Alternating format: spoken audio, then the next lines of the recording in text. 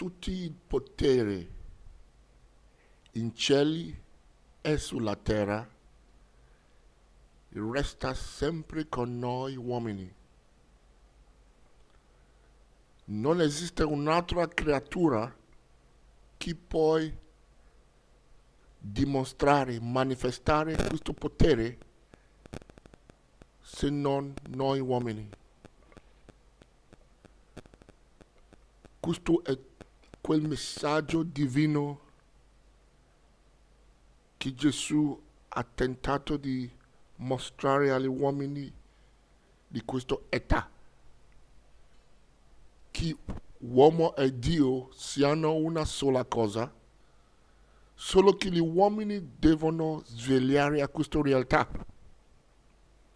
Gli uomini devono essere coscienti di questa realtà, che è stato loro sin dal principio che hanno creato tutto il mondo, tutte le cose, sia visibili, troni, poteri, tutti quel potere restano con gli uomini. Però per dimostrare questo potere, l'uomo deve tornare a quel primo stato, in ciò che chiamiamo la risurrezione o il risveglio.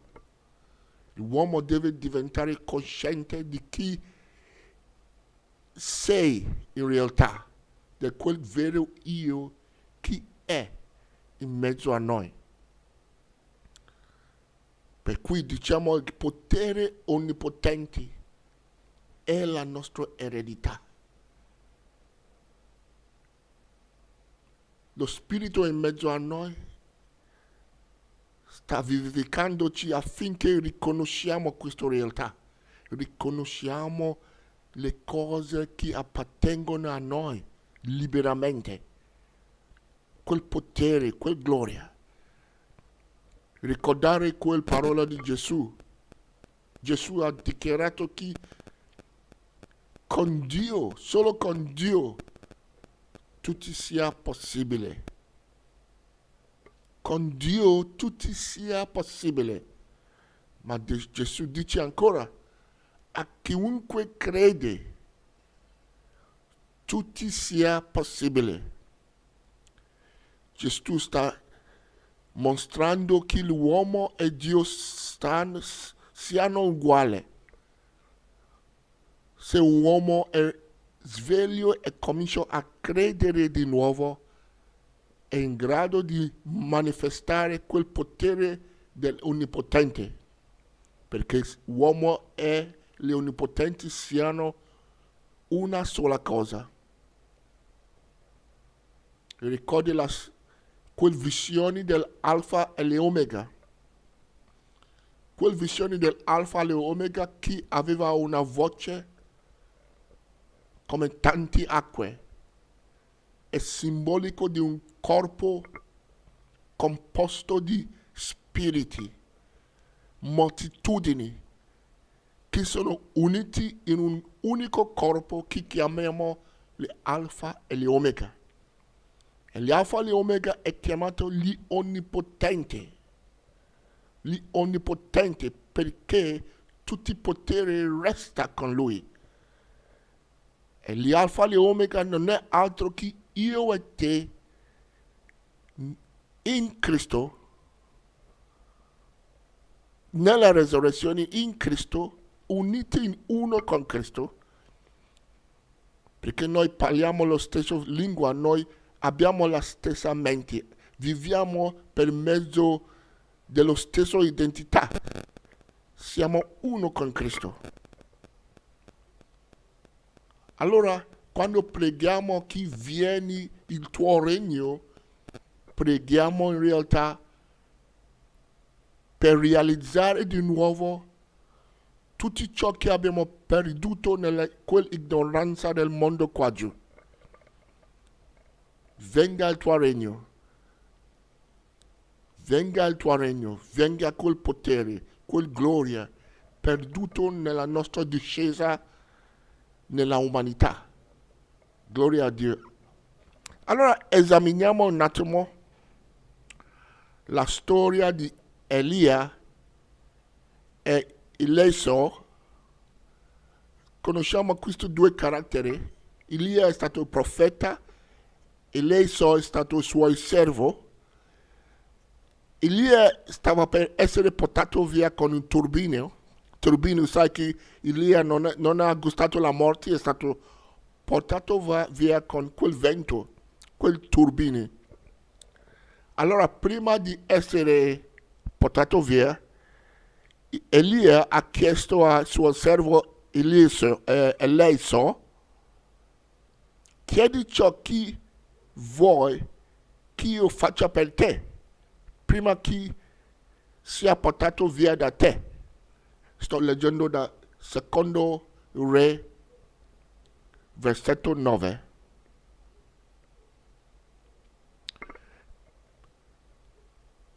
Eliseo rispose, ti prego, fa che una doppia porzione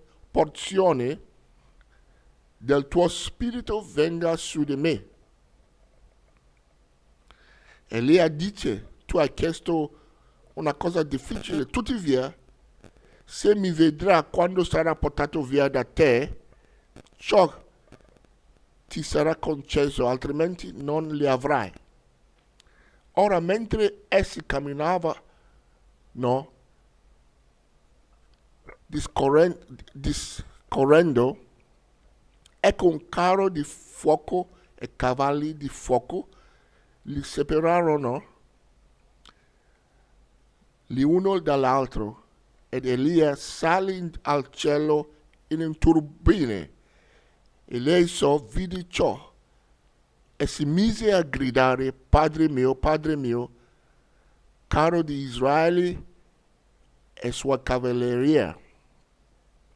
Poi non lo vede più. Allora afferrò le sue vesti e le stracciò in due pezzi. Raccolse quindi il mantello di Elia che gli era caduto di dosso, tornò indietro e si fermò sulla riva di Giordano. Poi prese il mantello di Elia che gli era caduto di dosso, percorse le acque e gli disse, dove è l'Eterno, il Dio di Elia? E quando anche egli ebbe percorso le acque, queste si divisero di qua e di là, ed Eliseo passò. Allora fermiamo qua, si vede una cosa simbolica qua. Per voi che siete nati italiani potete leggere da Secondo Re, capitolo 2, da versetto 1 a versetto 14.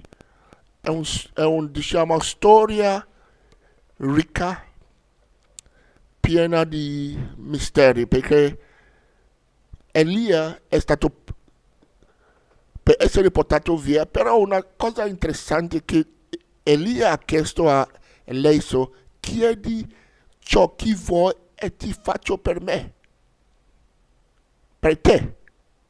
Chiedi chiunque vuoi e sarà fatto per te. Questa è la domanda che il Padre sta chiedendo a noi oggi. Cosa vuoi, voi uomini? Tanti pregano per ricchezza, la fama in questo mondo qua giù. Pregano per una vita tranquilla sulla terra, pregano per un marito, una moglie e tutti quanto.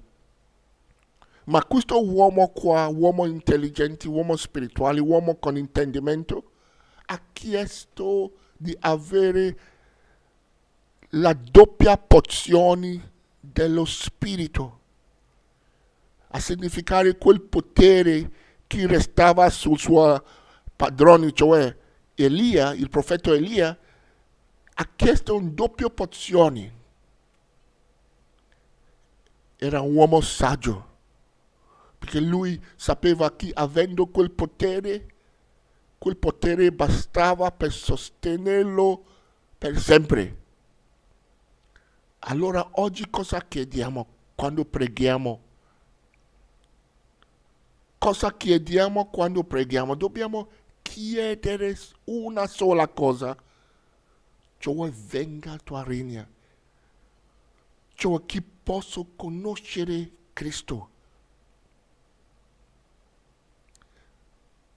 Elia aveva dato una condizione a Eliseo, cioè se mi vedi quando sono trasferito via da qua, allora la tua richiesta sarà concessa a te. Ma cosa vuol dire se mi vedi? Perché alla fine il servo Eliseo ha superato questo esame. Lui aveva visto il suo padrone mentre era portato via. Ha visto un carro infuocato.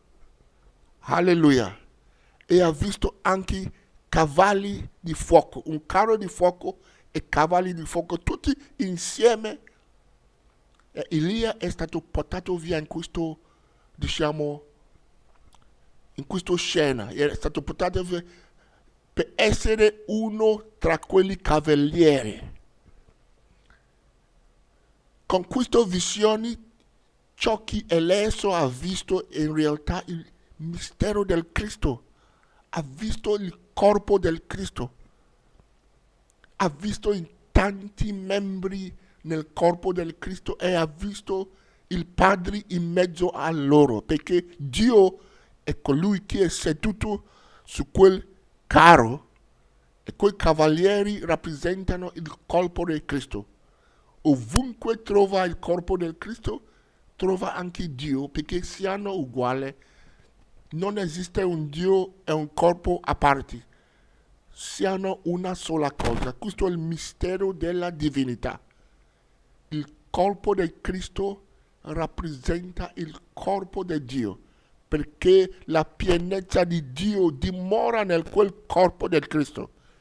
E quel corpo è composto da io e te sin dal principio.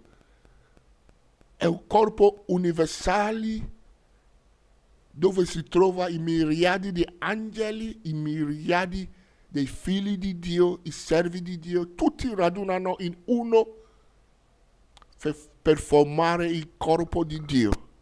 Allora ciò che Eliseo assisteva, ciò che Eliseo ha visto è in realtà il corpo invisibile di Dio. È stato manifestato in modo simbolico, in modo allegorico.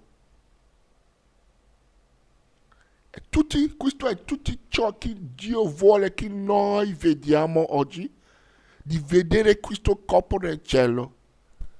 Come sia scritto, la volontà del Padre è che chiunque viene alla conoscenza del Figlio e crede in Lui abbia vita eterna.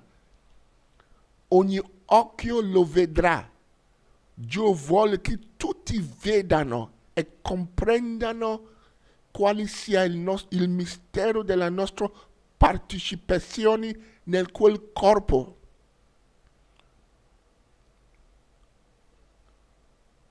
Se torniamo a vivere per mezzo della fede in questo corpo, allora abbiamo trovato l'eternità, abbiamo trovato la salvezza del Signore.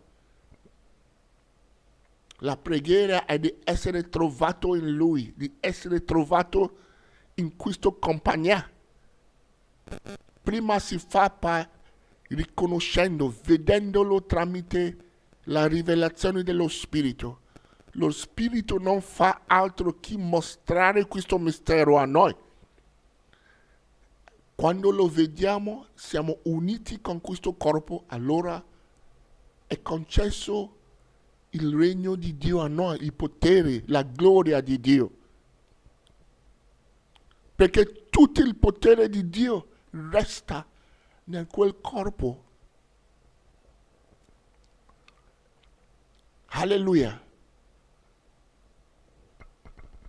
Conoscere noi stessi, chi siamo membri del quel corpo celeste. Noi non siamo esseri umani naturali, carnali, materiali sulla terra, ma siamo esseri celesti.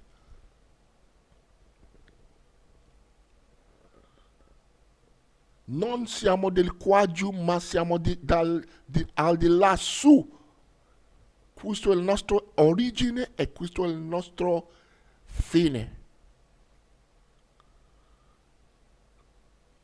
Allora, per mostrare quel potere di nuovo, per avere quelle unzioni doppia, che significa in realtà il potere dell'Onnipotente, senza misura, senza limiti, il potere illimitato di Dio, per far che si funzionino in noi di nuovo, dobbiamo riconoscere noi stessi e camminare in questa strada. Alleluia. Questa è la nostra eredità. Non dobbiamo pagare nulla, basta riconoscere noi stessi e di tornare a abitare, dimorare di nuovo nell'Onnipotente, dimora di nuovo nell'ombra dell'Onnipotente, di dimorare in Lui per mezzo della fede. Allora quando uniamo insieme, quando discutiamo, quando condividiamo la parola, stiamo sempre cercando di mostrare e capire di più questo mistero della nostra partecipazione in quel corpo dell'Onnipotente. Alleluia. Per manifestare questo potere, per mostrare questo potere di nuovo, ci vuole un risveglio. Riconoscere la tua provenienza e riconoscere che io e il Padre siamo uno. Siamo uniti come quel carro e quel cavalieri che siano uniti. E Eliseo ha gridato Padre, Padre, Padre. Ha gridato per mezzo dello Spirito, perché il Padre unico che esiste è il Padre del Gesù Cristo, che è anche uno con Gesù Cristo, e noi tutti siamo in Cristo e siamo nel Padre. Alleluia. Tutto ciò che appartiene al Padre è anche nostro. Cambiare confessioni, cambiare modo di camminare, gettare via quegli idoli religiosi,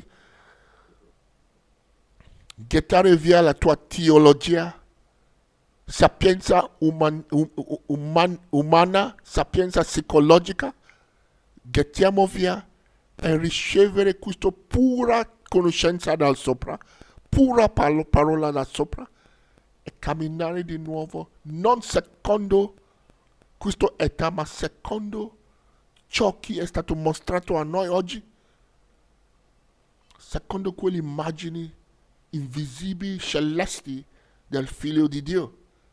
Allora possiamo insieme con quel miriadi di cavalieri gridare che noi siamo gli onnipotenti e possiamo anche manifestare tutto ciò che chiediamo è sempre concesso a noi, perché siamo uno con il Padre.